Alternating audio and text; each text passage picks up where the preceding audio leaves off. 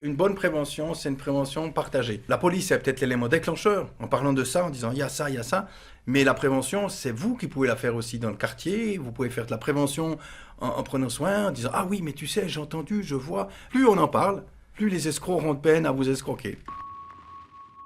Je m'appelle Daniel Favre, je suis sergent-major, responsable de la prévention de la criminalité à la police neuchâteloise. Alors le public que je rencontre dans le cadre de ma prévention, c'est un petit peu le public de Tintin, quoi. C'est de 7 ans à 77 ans. Je m'occupe des jeunes dans la délinquance des mineurs ou pour la prévention auprès des mineurs, autant auprès des aînés que un peu de toute la prévention, toute la criminalité. Et la criminalité touche tout âge. Et puis mon défi à moi, c'est d'être accessible. Que la personne ne se dise pas oh, je n'ai pas osé poser la question, j'ose pas y dire et tout. Parce que des fois, certaines fois dans la prévention, il y a des personnes qui ont un certain sentiment de honte. Parce qu'ils se sont fait arnaquer, ils se sont fait avoir et ils n'osent pas parler. Et la dimension la plus difficile au niveau social, c'est d'être accessible, de se dire allez-y, exprimez-vous et enlevez ce sentiment de culpabilité. Alors le public cible de ces soirées, comme je le fais dans la Grande Béroche, c'est les aînés.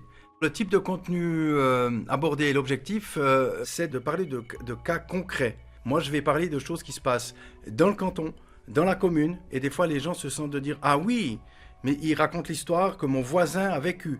C'est une question de proximité et d'organiser des soirées comme ça dans une commune, c'est parler des problématiques que les gens ont rencontrées et on doit leur apporter des réponses ou en tout cas des conseils.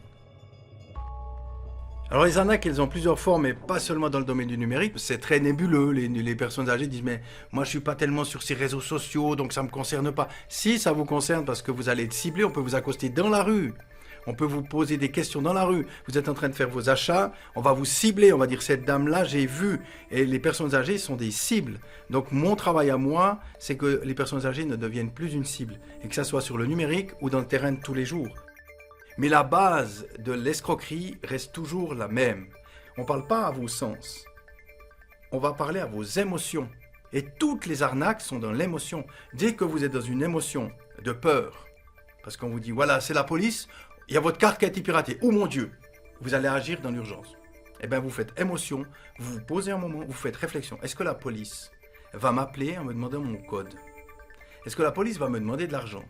Est-ce que la police va m'écrire, me dire vous avez consulté des sites interdits, on va vous dénoncer et aviser votre famille. Là, on vous crée un sentiment de peur. L'arnaque est basée sur la peur ou la joie. Vous avez gagné un concours. Si vous faites ça, vous avez gagné. Le faux colis, vous cliquez sur un lien, c'est marqué vous avez un colis qui vous attend. Vous cliquez, c'est une arnaque. On vous donne des éléments qui vous mettent dans une situation de stress pour ne pas avoir de réflexion, pour agir très vite. Donc, émotion, j'arrête. Je réfléchis.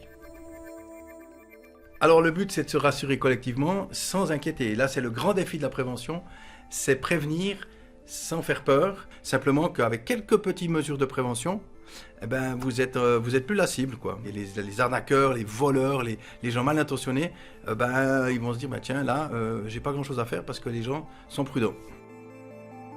Alors, ce que je retiens par rapport à ces soirées d'information, c'est qu'on brise le silence un peu. Les citoyens vont dire « Ah, ok, super, on s'occupe de nos aînés. » Il y a aussi cette bienveillance de briser aussi une solitude. Et si la commune fait ça, il y a des services dans la commune qui sont aussi là pour dire « On va répondre à vos inquiétudes. »